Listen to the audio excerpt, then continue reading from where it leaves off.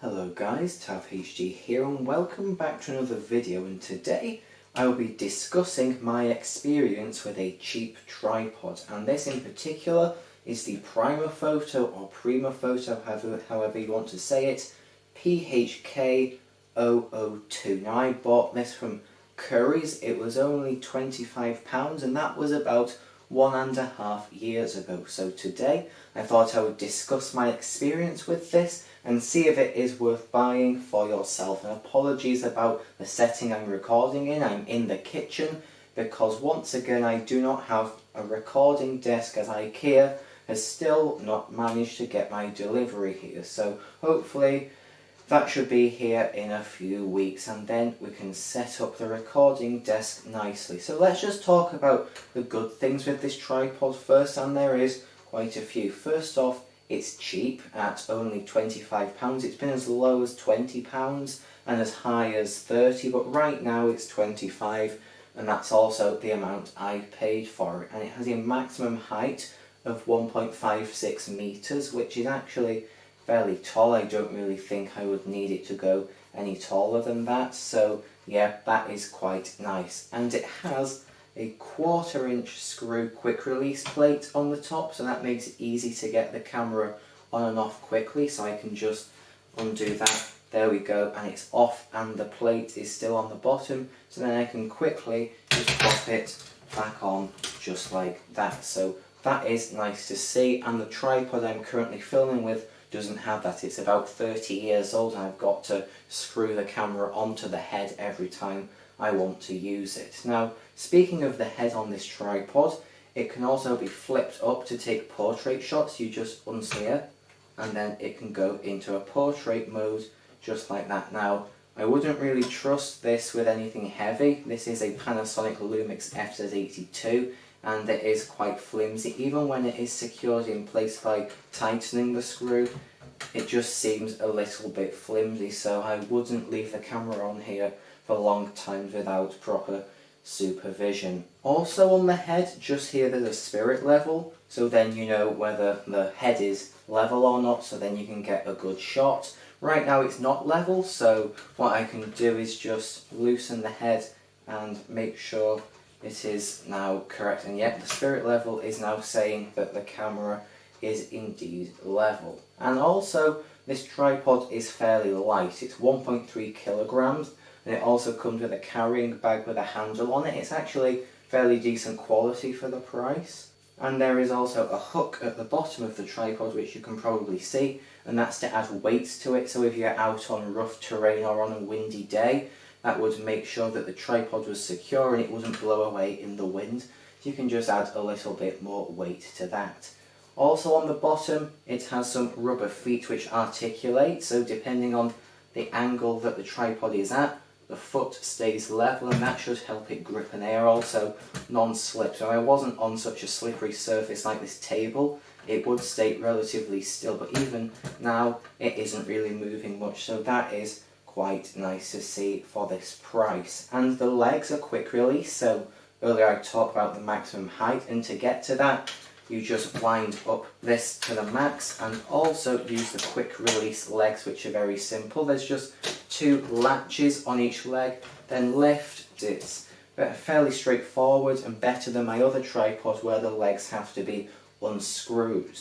But the latches do feel fairly cheap, very plasticky, but then that is kind of to be expected at this price. So those are some of the good points about this tripod, but now let's just discuss the things that maybe aren't so good. So the head is kind of a bit loose and it's hard to line up the shot and keep it still. For example, if I'm lining it up now and screw it to make it steady, when I move my hand, the head can move sometimes and that can be quite annoying, and that's especially true when it is extended upwards. It's just a bit wobbly, and it's even worse the higher up it is extended, but when it's at its lowest setting it's fairly decent, so that's something that has to be beared in mind. With panning the head, it can be a bit jolty, but then for the price again, that's the sort of thing I would expect. It doesn't have a fluid head or anything like that, but when we pan up and down,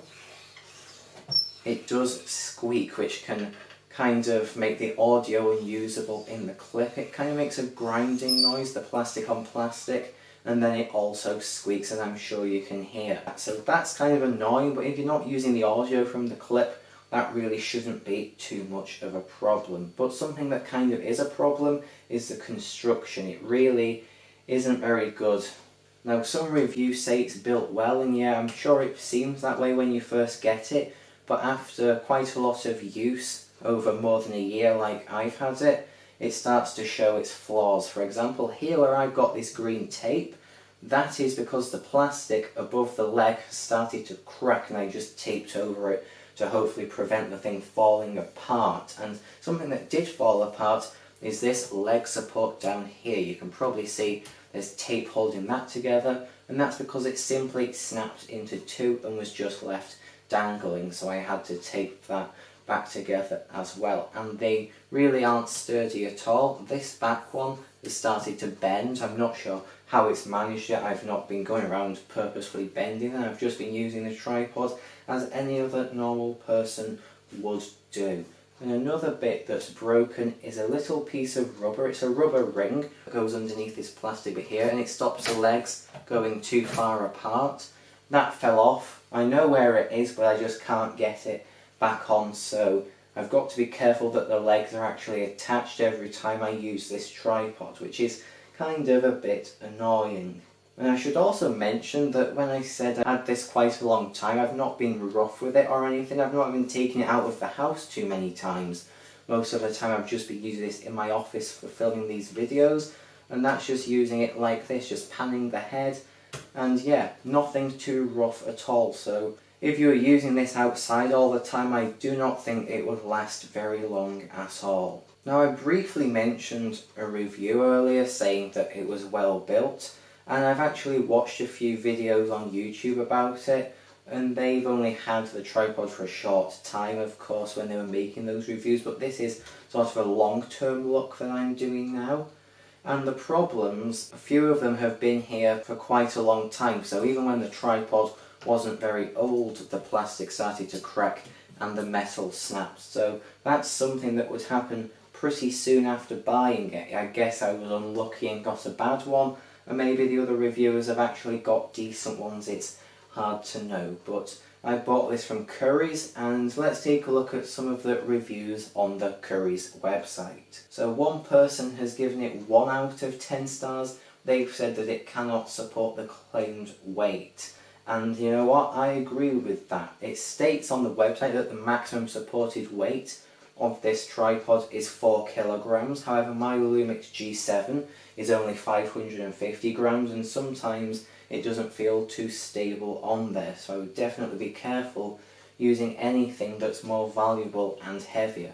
For example, this FZ82 I've got on here today, this is about 600 grams, and yeah, it feels like if I put something on here that was a lot heavier, for example something that was 4 kilograms, I don't think it would last. So there's another review here, and it got an 8 out of 10, and they said it has a good height and design. I agree that the height is good, and then they also say that the top can be a bit flimsy, and as I've mentioned, that is the case with mine as well. Now, another person gave it a 6, and this guy said that it does what he needed the tripod for, and it's not as strong as it looks in the pictures. And once again, I do agree with this as well, and I think that this fits my situation quite nicely, because it does serve the purpose that I use it for. It allows me to film these videos, and I've not had too many problems. There's been a few times where the tripod's been a bit wonky because the leg wasn't on properly, but that's not really the end of the world. And yeah, I suppose it is a bit flimsier